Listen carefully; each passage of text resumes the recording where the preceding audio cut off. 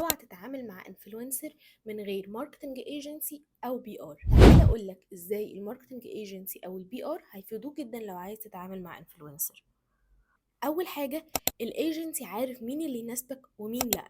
احنا مش بنعتمد بس على عدد الفولورز، في حاجات كتير قوي بنبص عليها، منها مين الناس اللي بتتابع الانفلونسر دي، الديموغراف اللي موجوده عندهم، العمر والنوع واللوكيشنز، هل بتناسب التارجت اودينس بتاعك ولا مختلف عنك.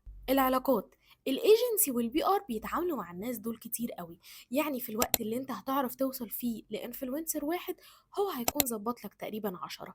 وطبعا ان هو بيعرف يجيب لك سعر مناسب لان هو بيتعامل معاهم كتير جدا وبياخد سبيشال برايس للكلاينتس اللي تبعه. فلو انت هتجيب الانفلونسر ب10 هو يقدر يجيبه لك ب8. البوينت الجايه بقى مهمه قوي لو هتتعامل كمان مع اكتر من انفلونسر.